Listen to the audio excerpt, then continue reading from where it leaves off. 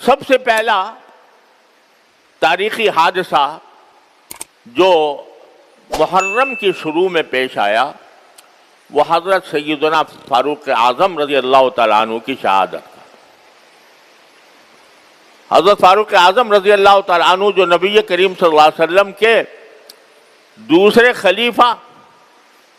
وہ خلیفہ جن کے بارے میں آپ نے فرمایا کہ اگر میرے بعد کوئی نبی ہوتا تو عمر ہوتا،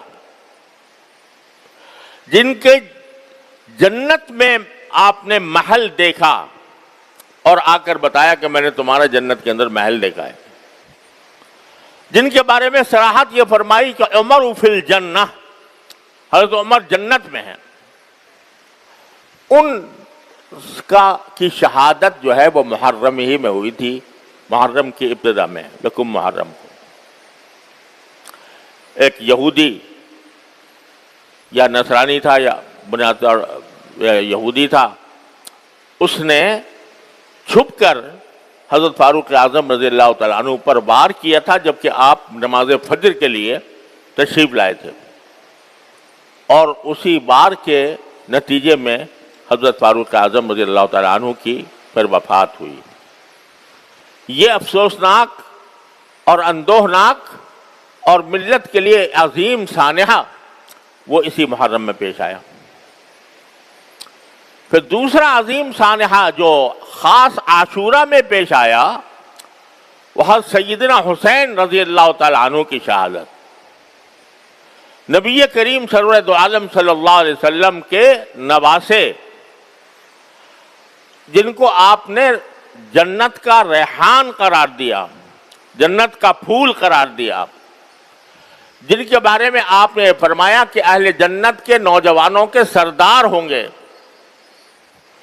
اور جن کی ساتھ آپ نے محبت کرتے ہوئے فرمایا کہ یا اللہ میں ان سے محبت کرتا ہوں، جو ان سے محبت کرے اللہ آپ بھی اس سے محبت کریں، وہ سیدنا حسین رضی اللہ تعالیٰ عنہ، وہ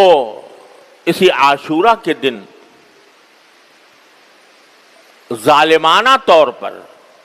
ان کو شہید کیا گیا، وہ شہید مظلوم بنے اسی عاشورہ کے دن، اور اس کی وجہ سے یہ بھی ایک فضیلت ہے حضرت حسین رضی اللہ تعالیٰ عنہ کی کہ اللہ تعالیٰ نے ان کی شہادت کے لیے عاشورہ کا دن منتخب فرمایا، جو ایک مبارک دن تھا۔ بعض لوگ یہ سمجھتے ہیں کہ عاشورہ کی جو فضیلت ہے یا اس کا جو تقدس ہے یا اس کی جو اہمیت ہے وہ حضرت سیدنا حسین رضی اللہ تعالیٰ عنہ کی شہادت کی وجہ سے ہے۔ ایسا نہیں ہے، عاشورہ کا تقدس اور احترام تو پہلے سے چلا آتا تھا، رسول کریم صلی اللہ علیہ وسلم نے اس کو بیان فرمایا تھا، لیکن حضرت حسین سیدنا حسین رضی اللہ تعالیٰ عنہ کی یہ فضیلت ہے، ان کے مناقب میں یہ شمار کرنا چاہیے کہ اللہ تعالیٰ نے ان کی شہادت کے لیے ایک ایسا دن مقرر فرمایا یوم عاشورہ کہ اس میں شہادت ہوئی، اور مظلومانہ دو طریقے سے، ایک اس طرح کہ یہ شہر حرام تھا، وہی ان 4 مہینوں میں داخل تھا جن کے بارے میں میں نے عرض کیا کہ قرآن کریم نے ان 4 مہینوں کو حرام قرار دیا ہے۔ جاہلیت میں لوگ جنگ کرتے کرتے رک جاتے تھے اگر یہ مہینہ آ جاتا تھا، تو اس میں جنگ کی گئی ان کے خلاف شہر حرام میں۔ تو ایک ظلم یہ کہ شہر حرام کے تقدس کو پامال کیا گیا، اور شہر حرام کے تقدس کو پامال کرتے ہوئے ان کے خلاف جنگ کی گئی۔ دوسرا یہ کہ ان کو ظالمانہ طور پر شہید کیا گیا۔ روایات میں یہ بات داخل ہے، تاریخی روایات سے ثابت ہوتی ہے کہ حضرت حسین رضی اللہ تعالیٰ عنہ اگرچہ اس وقت یزید کی خلافت کو تسلیم نہیں کرتے تھے، اور اس لیے نہیں کرتے تھے کہ ان کے خیال میں یزید اس لائق نہیں تھا کہ وہ اسلامی امت کا سربراہ بنے، اور ان کو کچھ منکرات شرعیہ بھی ان پر ظاہر ہوئے تھے کہ یہ منکرات شرعیہ کا ارتکاب ہو رہا ہے۔ تو اس کے خلاف حضرت سیدنا حسین رضی اللہ تعالیٰ عنہ نے یہ سفر کیا تھا، لیکن جب ان کا محاصرہ کر لیا گیا اور ان کو آگے بڑھنے سے روک دیا گیا، تو اس وقت حضرت سیدنا حسین رضی اللہ تعالیٰ عنہ نے فرمایا تھا کہ میں جنگ کرنے کے لیے نہیں آیا، میں ایک اس بات پر احتجاج کرنے کے لیے آیا ہوں کہ ایک ناجائز حکمران کو حکمران بنا لیا گیا۔ لیکن یہ بھی شریعت کا چونکہ حکم ہے کہ اگر کوئی ناجائز طور پر حکمران بن جائے، اس کا اقتدار قائم ہو جائے، تو پھر اس کو مجبوری کے طور پر قبول کیا جاتا ہے جب تک کہ اس کو ہٹانے کا کوئی طریقہ ممکن نہ ہو۔ تو اس لیے بعض روایات میں یہ آتا ہے کہ انہوں نے یہ پیشکش بھی کی تھی کہ میں خود یزید سے گفتگو کرنے کے لیے تیار ہوں، لیکن اس سب کے باوجود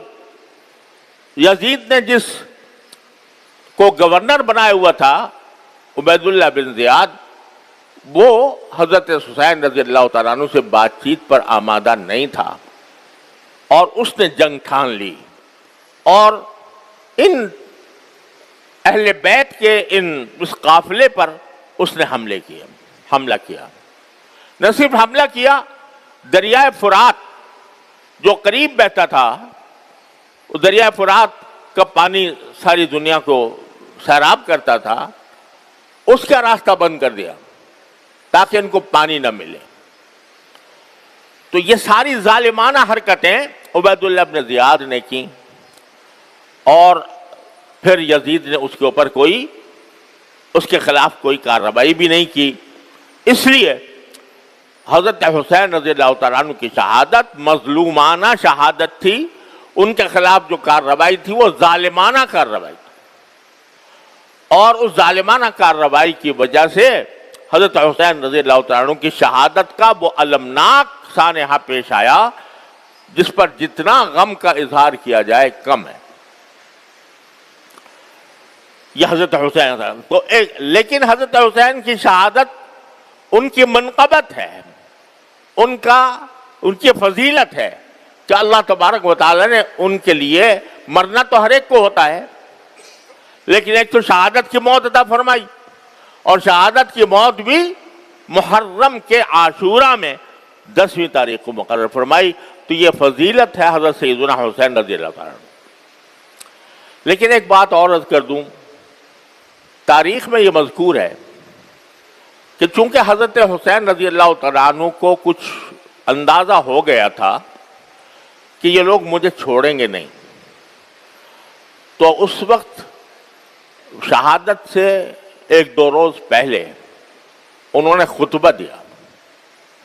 اور اس خطبے میں لوگوں کو جو وصیتیں کی، ان میں ایک وصیت یہ بھی ہے کہ میں اگر شہید ہو گیا تو میرے شہادت کے اوپر تم ماتم نہ کرنا، تم نوحہ نہ کرنا، تم میری شہادت کے اوپر، میرے دنیا سے جانے کے اوپر وہ جاہلیت کے طریقے اختیار نہ کرنا جو جاہلیت میں تھے، اور رسول کریم صلی اللہ علیہ وسلم نے ان کو ممنوع کر دیا تھا۔ جاہلیت میں جب کسی کا انتقال ہوتا تھا تو جتنا بڑا آدمی ہے اسی کے حساب سے اس پر ماتم ہوتا تھا، اس کے گریبان چاک کیے جاتے تھے، اس میں خود سر پر مٹیاں ڈالی جاتی تھیں، اور خدا جانے کیا کیا حرکتیں، اور رو رو کر نوحہ کیا جاتا تھا۔ نوحہ کے معنی ہوتے ہیں کہ رو رو کر شعر پڑھنا، اور رو رو کر مرحوم کے فضائل و مناقب بیان کرنا، یہ نوحہ ہے۔ اور نبی کریم صلی اللہ علیہ وسلم نے جاہلیت کی جن رسموں کو آپ نے مٹایا، ان میں ایک بہت بڑی रस्म नौहा की आपने मिटाई कि नौहा करना नाजायज है। तो ये खुद हजरत हुसैन रजी अल्लाह ताला अन्हु खुतबे में ये फरमा रहे, जाहिर है कि नवासे थे रसूल करीम सल्लल्लाहु अलैहि वसल्लम के, आपके जिगर गोशे थे, आपकी तालीमात से कैसे जर्रा बराबर वो इनहराफ फरमा सकते थे। तो उन्होंने ये खुतबे के अंदर खुद ये वसीयतें फरमाई। अफसोस है कि उनकी सारी वसीयतों को पसे पुश डालकर ऐसी रस्में ईजाद कर ली गई कि जिसके नतीजे में खुद न सिर्फ रसूल करीम सल्लल्लाहु अलैहि वसल्लम के इरशादात की नफी होती है, खुद हजरत हुसैन रज़ी अल्लाह तआला अन्हु की वसीयत की नफी होती है। और एक पूरा एक तूफान बर्पा हो जाता है नौहों का और मातमों का। बहरहाल जो लोग करते हैं वो जाने, उनका काम जाने, लेकिन मुसलमानों जो मुसलमान अहले सुन्नत हैं, जो नबी करीम सल्लल्लाहु अलैहि वसल्लम की सुन्नत के ताबे हैं, जो हजरत हुसैन रज़ी अल्लाह तआला अन्हु की वसीयतों के ताबे हैं, उनको इस किस्म की मजालिस में जहां ये नौहा होता हो या जहां उनके हजरत हुसैन की वसीयतों के खिलाफ वर्जी की जाती हो, वहां एक मुत्तबे सुन्नत मुसलमान का कोई गुजर नहीं होना चाहिए, वहां उसकी शिरकत ना होनी चाहिए। क्योंकि रसूल करीम सल्लल्लाहु अलैहि वसल्लम का इरशाद है कि जो शख्स किसी एक मजलिस में बैठता है, किसी बड़ी मजलिस में बैठता है, चाहे बैठा ही हो, देखने के लिए बैठा हो, तो उसका शुमार उसी मजलिस के लोगों में होगा। लिहाजा जो कर रहे हैं वो अपने अमाल के खुद जवाबदेह हैं, और हमें उनसे तारुज़ इसलिए नहीं करना कि हमें इसका हुक्म नहीं दिया गया। ये बात लोग समझते हैं कि ये जो रसूल करीम सल्लल्लाहु अलैहि वसल्लम ने फरमाया कि अगर कोई मुनकर देखो तो पहले उसको अपने हाथ से रोकने की कोशिश करो, अगर हाथ से रोकने की इस्तात ना हो तो जबान से रोको, जबान की जबान से इस्तात ना हो तो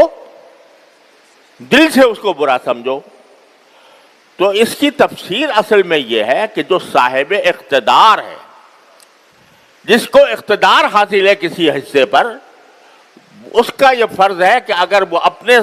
ज़ेरे इख्तिदार इलाके में कोई मुनकर देखता है तो उसको हाथ से रोके, कुव्वत से रोके। मसलन हमारा थोड़ा बहुत इख्तिदार इस मस्जिद पर है, इस मदरसे पर है, यहां अगर हम कोई मुनकर होता हुआ देखें तो हमारा फर्ज है कि उसको कुव्वत से रोकें, हाथ से रोकें। लेकिन जो साहिब इख्तिदार नहीं, वो उसके लिए हुक्म क्या है कि जबान से अगर जरूरत हो जबान से रोको, अगर जबान की भी कुदरत नहीं है तो फिर दिल से उसको बुरा समझो। लिहाजा जो लोग ये रस्में बजा ला रहे हैं, नौहे की, मातम की, जुलूसों की, ताज़ियों की, जो कर रहे हैं उसके वो अमाल के खुद जिम्मेदार हैं।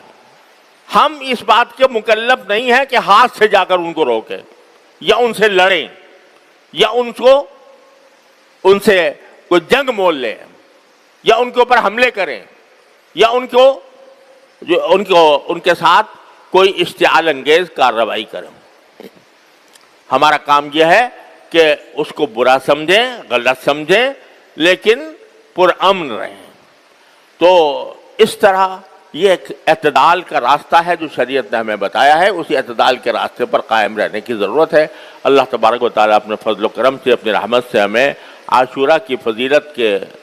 का हकदार भी बनाए और उसके तक़द्दुस और उसकी बरक़ात से हमारी ज़िंदगियों को रोशन फरमाए। वाखिर दावाना अल्हम्दुलिल्लाह।